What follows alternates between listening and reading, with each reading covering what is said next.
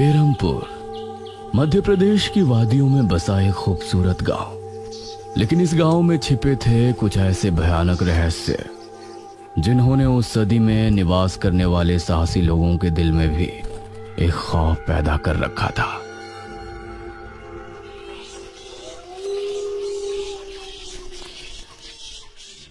आज तो बहुत दिनों के बाद मित्रों से मिलना हो रहा है, बहुत आनंद आएगा। अरे मदन, कहाँ जा रहा है इस समय?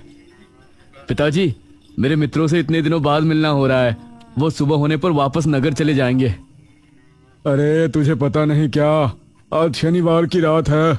आज के दिन निशिर मोलो गांव में घूमते हैं। पिताजी, चाहे निशिर मोलो आए या नरकासुर, मुझे आज मेरे मित्रों से मिलने से कोई नहीं रोक सकता। ठीक है, लेकिन ध्यान रहे, जैसे ही तुमको उनके कदमों की आहट सुनाई दे और उनका वो मंत्र जिसको वो दोहराते हुए आगे बढ़ते हैं, तो उन्हें बिना देखे किसी ऐसी जगह छिप जाना जहां से ना वो तुमको देख सके ना तुम उनको। और जब तक उनकी आवाज आना बंद ना हो जाए उनके सामने नहीं आना। वो 4 भयानक आदमी होते हैं जो अपने कंधों पर एक ताबूत को उठाए होते हैं, और अगर कोई उन्हें देख ले तो वो जिंदा नहीं बचता। मुझे पता है पिताजी, अब मैं चलता हूँ। यह कहकर मदन घर से निकल गया, लेकिन उसके पिता के चेहरे पर उसकी फिक्र साफ नजर आ रही थी। निशिर मोलो आ जाएंगे और साथ ले जाएंगे। ऐसा लगता है कि हमारे गांव के लोग अभी भी दूसरी सदी में जी रहे हैं। वो तेज तेज कदमों के साथ आगे बढ़ रहा था। कुछ देर बाद उसे जंगल की तरफ एक पगडंडी वाला रास्ता नजर आया। यहां से जाऊंगा तो जल्दी पहुंच जाऊंगा, यहीं से आगे बढ़ता हूं। बिना ज्यादा सोचे वो जंगल के अंदर बने उस पगडंडी वाले रास्ते पर आगे बढ़ गया।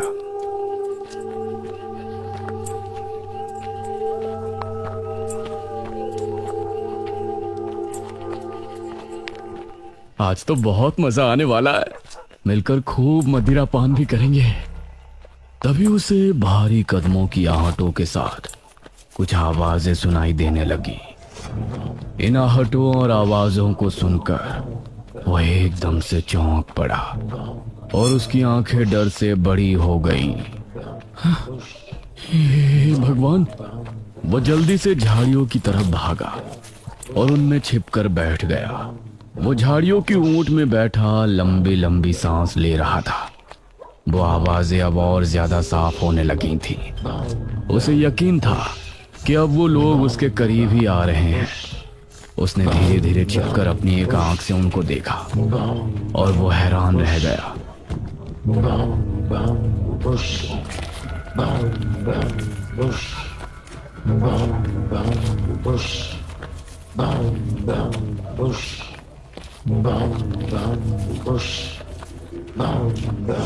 हे भगवान, मैंने इन्हें देख लिया। हाँ। मदन पूरी तरह से झाड़ियों में छिप गया और कुछ देर अपनी सांस तक रोके वहां छिपा रहा। फिर उसने धीरे से झांक कर देखा तो अब वो लोग कहीं नजर नहीं आ रहे थे।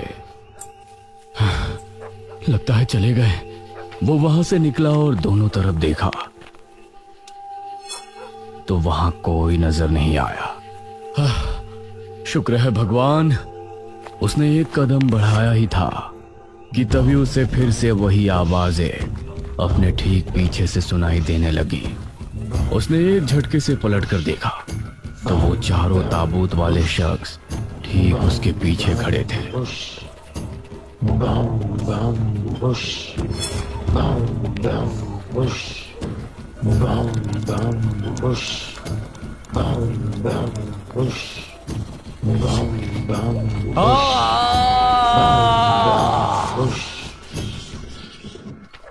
इस तरफ जब देर रात भी मदन वापस नहीं लौटा तो उसके पिता को उसकी चिंता होने लगी।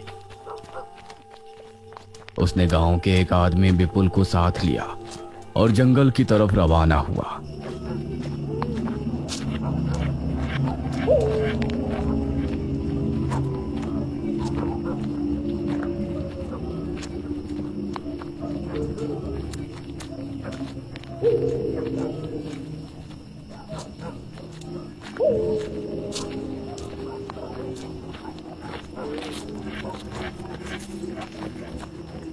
काफी देर बाद एक बरगद के पेड़ के पास जाकर उनके कदम रुक गए और आंखें खौफ से फट पड़ी। उन्होंने मदन को रहस्यमयी परिस्थिति में पाया।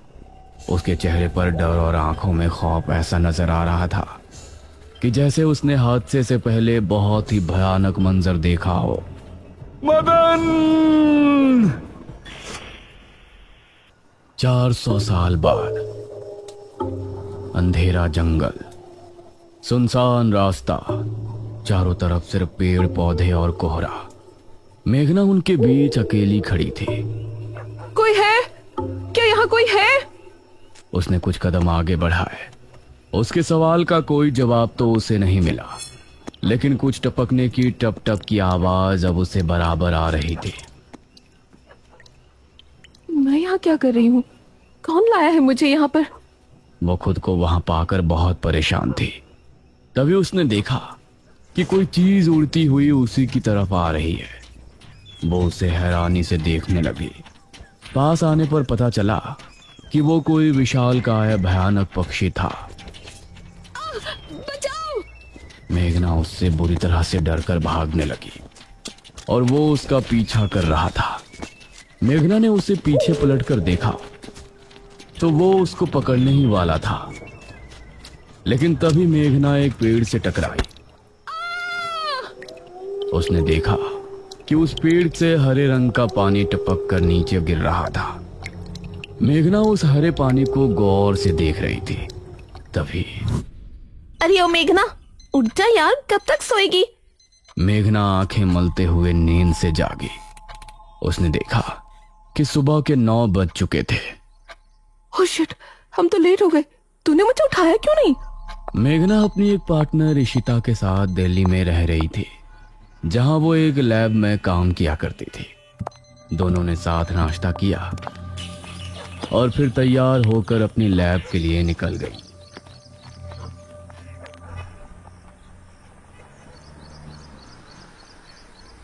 तेरा ऑमलेट खा खा कर मेरा पेट खराब हो चुका है।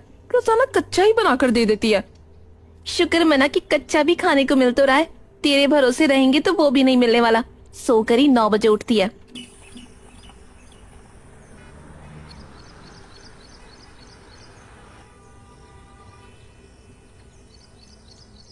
ये दोनों लैब में पहुंची और वहां जाते ही इशिता के पास प्रोफेसर जयदेव की कॉल आई। तुम दोनों ने इस बार बहुत समय ले लिया है। जो एंटीडोट बनाने का काम तुमको दिया था वो पूरा करोगे या नहीं? प्रोफेसर साहब, बस ये समझ लीजिए कि काम होने ही वाला है। आप हमें 3 दिन का समय और दीजिए। ये कहकर उसने कॉल काट दिया। तो इतने दिनों से प्रोफेसर को घुमा रही है, आखिर तो ये एंटीडोट तैयार करेगी कैसे? ये सुनकर इशिता ने एक किताब निकाली।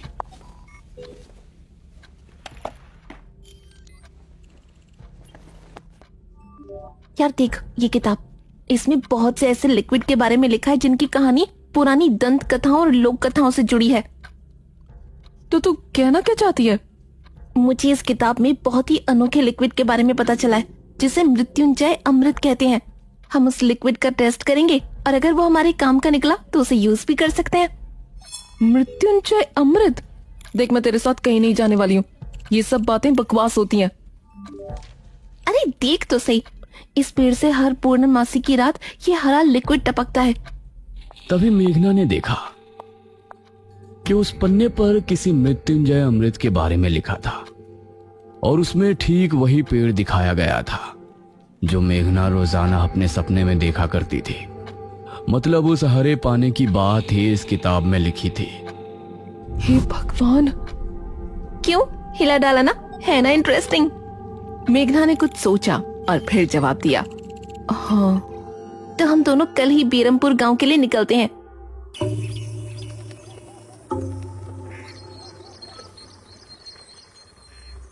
ये दोनों अगली सुबह ही बस से बेरमपुर के लिए निकल गई।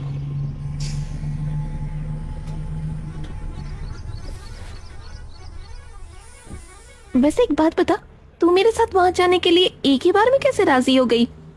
मेघना ने सच को छिपाते हुए कहा, ऐसी अनोखी चीज देखने के बाद भला कौन नहीं होगा जो इसको देखना नहीं चाहेगा? ओहो, ये हुई ना बात। मैंने तुझे पार्टनर बनाकर कोई गलती नहीं की।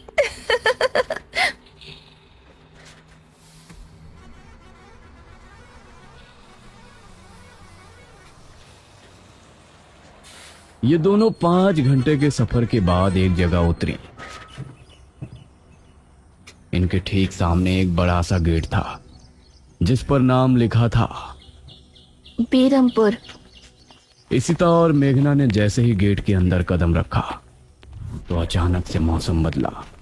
सूरज मानो बादलों के पीछे छिप गया और एक हवा अपने साथ आंधी ले आई। अरे वाह, गांव का मौसम तो बहुत ठंडा है।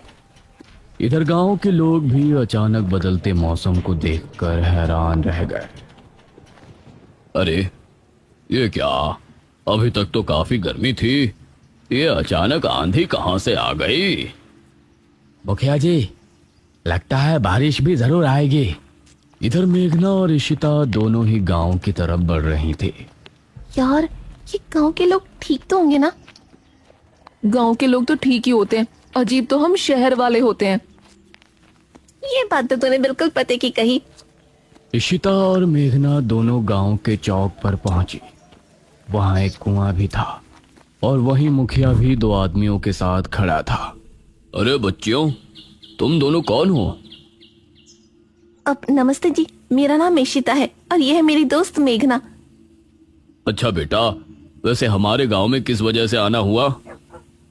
वो असल में, ओ अंकल, हम लोगों को अपनी स्टडी के लिए 5 गांवों के बारे में लिखना है, इसलिए हम लोग यहाँ आए हैं। इसके बाद और 4 गांवों में जाएंगे।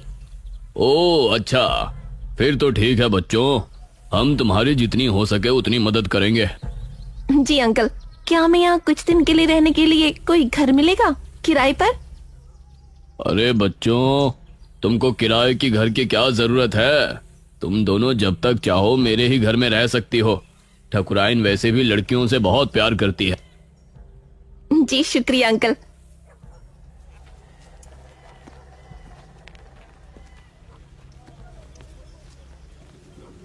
मुखिया इशिता और मेघना को अपने घर ले आया। तभी घर के मंदिर में जल रहा दीपक बुझ गया। अजी सुनती हो ठकुराइन? जी आई। ठकुराइन कमरे से बाहर आई। नमस्ते आंटी। नमस्ते बेटा। ओ जी, ये प्यारी प्यारी बच्चियां कौन है? ये दोनों शहर से अपनी पढ़ाई के सिलसिले में आई हैं। हमारे गांव के बारे में लिखना चाहती हैं। वो क्या होता है रे, वो रिसर्च करने आए हैं। तभी वहां पर एक और लड़का आया। क्या कहा? हमारे गांव पर रिसर्च? इशिता और मेघना ने उसे देखा। भला हमारे बेवकूफ गांव में आपको क्या मिल सकता है? ये सुनकर इशिता और मेघना हैरान रह गई। चुप करो अनुज, ऐसे कोई अपने गांव में बोलता है क्या? ये मेरा बेटा है अनुज। अनुज ने मेघा और इशिता की ओर देखा और उन्हें हाथ जोड़कर नमस्ते किया। नमस्ते बेटा अनुज, जरा इन दोनों को वो खाली कमरा दिखा दो जो तुम्हारे कमरे के बराबर में है। ठीक है पिताजी, आओ देवियों। देवियों? अनुज कॉरिडोर से होते हुए उनको कमरा दिखाने ले जाने लगा। इसी समय गांव के मंदिर में बैठा पुजारी भगवान की आरती कर रहा था। तभी अचानक से दिया बुझ गया। ये संकेत तो ठीक नजर नहीं आ रहे। हे प्रभु, रक्षा करना। वैसे आप लोगों को रिसर्च करने के लिए यही गांव मिला था? अरे हम लोगों को 5 गांवों के बारे में लिखना है, तो इसीलिए जो भी गांव पास दिखा चले आए। इसके बाद और किसी गांव में जाएंगे। अच्छा, वैसे यहाँ कुछ ऐसा है जो कि रहस्यमय या ऐतिहासिक हो? हाँ है ना, एक राजमहल। राजमहल यहाँ? हाँ, 400 साल पहले जो यहाँ के राजा हुआ करते थे, उनका महल। वैसे अनुज, क्या तुम हमें उस महल में लेकर चलोगे? हाँ, तुम लोग जाना चाहोगी तो जरूर। तो ठीक है, रात को जब सब सो जाएंगे तो हमें वहाँ ले चलना। यह सुनकर मेघना इशिता को हैरानी से देखने लगी। रात के समय तुम लोग मजाक तो नहीं कर रहे? नहीं, हम तो चलने को तैयार हैं। तुम्हें डर लग रहा है तो बताओ। मेरा गांव है ये, मुझे क्यों डर लगेगा? ठीक है, ले चलूंगा, लेकिन पिताजी को और माँ को पता नहीं चलना चाहिए। ग्रेट। तो बताओ किस टाइम आ रहे हो? 12 बजे तक पिताजी और माँ दोनों सो जाएंगे। मैं उसी समय तुम लोगों को ले आऊंगा। हाँ सही है। ये कहकर अनुज ने उन्हें कमरे में छोड़ा और वहां से चला गया। ये क्या? हम तो उस मृत्युंजय अमृत के बारे में पता करने आए थे ना। अब हम ये राजमहल क्यों जा रहे हैं? अरे उसको सीधा पूछते तो उसे शक हो जाता ना। आज हम राजमहल चलते हैं और फिर कल उसे जंगल जाने को कहेंगे और वहाँ जाकर बातों ही बातों में उसे मृत्युंजय अमृत के बारे में पूछेंगे। ये सही है। इस तरफ गांव के लोग मौसम के बदलती ठंड से बहुत हैरान थे। पुजारी बार बार आसमान की तरफ देख रहा था, जहां उसे काला अंधेरा इधर उधर घूमता हुआ नजर आ रहा था। करीब 12 बजे जब मुखिया और उसकी पत्नी गहरी नींद में थे, तो अनुज कमरे से निकला। अरे लगता है आ गया। इशिता ने उठकर दरवाजा खोला। हाय अनुज। तुम लोग तैयार हो? हाँ चलो, हम तो रेडी हैं। तो चलो।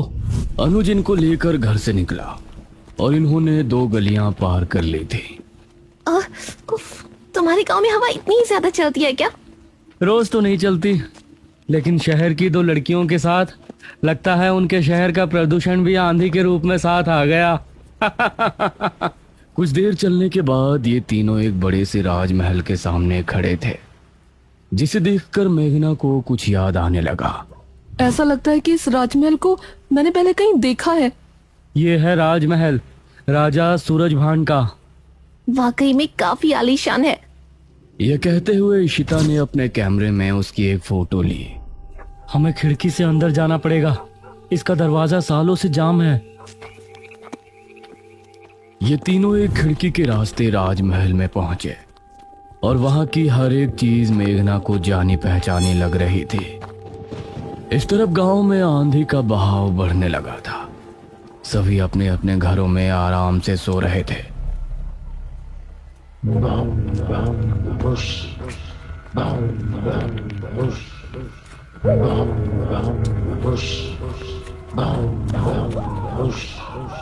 अरे ये आवाज तो निशिरमोलो। गांव के सभी लोगों के दिलों में खौफ उतर आया। उसी समय मुखिया के कमरे में गांव का पुजारी हड़बड़ाता हुआ पहुंचा। मुखिया जी उठिए। मुखिया चौंकता हुआ नींद से जागा। क्या हुआ पुजारी जी, इतनी रात में आप? गांव में निशीर मोलो की आवाज गूंज रही है, सब बहुत डरे हुए हैं। पुजारी जी, ये कैसे हो सकता है? निशीर मोलो यहाँ कैसे आ सकते हैं? वो तो कई सालों पहले सो गए थे। जरूर कुछ ऐसा हुआ है जिससे वो जाग उठे थे। हमारा मन बहुत विचलित हो रहा है। गांव के सभी लोग अपने अपने घरों में जाग चुके थे और डरे बैठे थे। यह आवाज सभी के दिलों में खौफ पैदा कर रही थी। मेघना, इशिता और अनुज तीनों इस बात से बेखबर राजमहल में घूम रहे थे। ये कैसी आवाज है? हाँ, मैंने भी सुनी। ऐसा लग रहा था कि कोई सिपाही भारी जूतों के साथ गलियारे में चहलकदमी कर रहा है, लेकिन दूर दूर तक कोई नजर नहीं आ रहा था। उसी समय गांव के 2 आदमी संपत और कप्ता जंगल की सरहद पर बैठे हुए जुआ खेल रहे थे। अरे संपत यार, चल घर चलते हैं, अब बहुत समय हो गया। ओहो, अब तू हार रहा है तो घर चलते हैं। अरे चुपचाप पूरी बाजी खेल, इससे पहले तो मैं तुझे जाने नहीं दूंगा। हाँ। ये सुनकर कप्ता फिर से उसके साथ पत्ते बांटने लगा। उन दोनों को यह आवाज सुनाई दी। तेज आंधी की हवाओं में उनकी आंखें बहुत मुश्किल से खुल रही थी। उन दोनों ने देखा कि सामने से 4 आदमी अपने कंधों पर एक ताबूत उठाए मंत्र पढ़ते हुए चले आ रहे हैं। संपत और कप्ता इससे पहले कुछ करते, वो चारों आकर उनके सामने रुक गए। हवा का रुख थोड़ा कम हुआ। वो चारों अपनी लाल चमकती आंखों से संपत और कप्ता को घूर रहे थे। इधर इशिता, मेघना और अनुज को एक दरवाजा खुलने की तेज आवाज सुनाई दी और वो चौंक पड़े। न जाने उस दरवाजे से कौन निकला, जिसको देखकर ये तीनों चौंक पड़े। वही संपत और कप्ता के सामने खड़े वो चारों शख्स जो कि निशूर मोलो थे। उनके कंधों पर रखा ताबूत खुल गया और उसके खुलते ही संपत और कप्ता की चीख पूरे गांव के लोगों ने सुनी, जिसे सुनकर सभी गांव के लोग डर गए। ये किसकी चीख थी जी? निशिर मोलो, ये चीख किसी अनहोनी की संकेत थी। निशिर मोलो आखिर कौन है? क्या है मृत्युंजय अमृत? और क्या संबंध है मेघना का इन सब से? इन सभी सवालों के जवाब जानने के लिए हमारे साथ जुड़े रहिए इस कहानी के अगले भाग में भी।